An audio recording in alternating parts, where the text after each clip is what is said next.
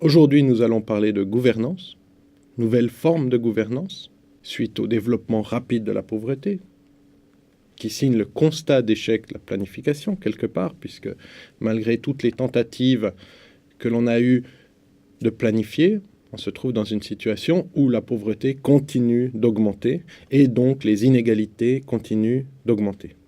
Alors, suite à cet échec, on s'est posé la question de quelle forme de gouvernance il fallait mettre en place pour que les infrastructures, pour que les équipements, pour que ce que l'on planifie concrètement, physiquement, à même le sol, puisse être effectif un jour ou l'autre. Une planification, nous le rappelons, ne sert que si elle est efficace, efficiente, si elle sert au plus grand nombre. Si vous planifiez une route qui ne se fera jamais, ça ne sert à rien de la planifier. Donc pour cela, on a commencé à imaginer de nouvelles formes de gouvernement, de nouvelles formes de prise de décision que l'on regroupe sous le chapeau de la gouvernance. Alors aujourd'hui, cette gouvernance, ce gouvernement n'est justement plus centralisé, mais demande un jeu multi-acteurs.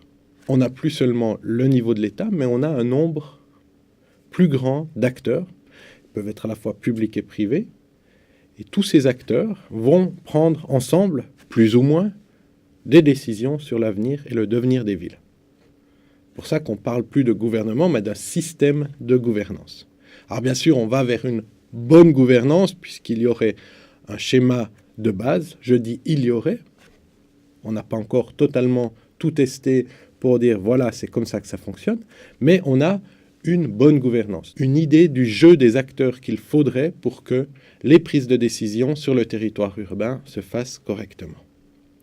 Alors pour cela, de multiples acteurs et surtout une frontière moins visible entre à la fois le public-privé, qu'est-ce qui est public, qu'est-ce qui est privé. Jusqu'à aujourd'hui, on faisait une nette délimitation entre les deux. Ce qui est du formel et de l'informel, là aussi, les choses sont moins évidentes, moins tranchées qu'avant. Et l'État versus la société civile, une approche centralisée versus une approche décentralisée. Donc la gouvernance aujourd'hui implique ce questionnement des frontières entre ces différents éléments, public-privé, formel-informel, État, société civile. Le paradoxe de la mondialisation, nous en avons déjà parlé. Qu'est-ce que c'est ? C'est que d'un côté, on va essayer d'avoir une bonne gouvernance, une décentralisation des pouvoirs, et d'un autre côté, on se rend compte que dans les villes, aujourd'hui, les villes globales qui gagnent, il y a un resserrement de ce pouvoir. Donc on est dans un mouvement de balancier paradoxal, où d'un côté, on prône une décentralisation, et d'un autre côté, au contraire, il faudrait, sur la scène internationale, lorsque l'on étudie les villes globales, il faudrait resserrer les pouvoirs autour d'un petit nombre. L'autre paradoxe, c'est qu'en descendant les échelons, décentralisation depuis l'État jusqu'à la commune, on se trouve dans des entités de base qui sont les communes, mais qui, la plupart du temps, ne correspondent à rien du tout. Pourquoi à rien ? Parce que dans le cas des agglomérations, on est sur plusieurs communes. Et il est excessivement rare de tomber sur une superposition totale entre l'espace fonctionnel et l'espace politique. Le gouvernement gouverne sur un espace qui n'est pas forcément celui logique pour les fonctions que l'on trouve dans la ville. Donc là, on a une superposition qui ne se fait pas. Et puis, il y a aussi l'émergence de certaines grandes entités comme l'Union européenne. Donc, d'un côté, on va décentraliser aux communes et d'un autre côté, on a des autres mouvements beaucoup plus importants où des grandes entités se créent. C'est un véritable paradoxe puisque l'on a des mouvements politiques exactement contraires. Donc la prise de décision devient quelque part extrêmement floue. On ne sait pas si on doit continuer la décentralisation ou au contraire recentraliser et se battre sur une scène internationale. Nous l'avons déjà dit pour les questions environnementales, le niveau de la commune, de la collectivité locale, est sans doute peu propice aux prises de grandes décisions. Donc il y a un certain nombre de décisions qui doivent se prendre entre États ou entre grandes entités, plus hautes que l'État sans doute, et d'autres peuvent être décentralisées au niveau de la commune.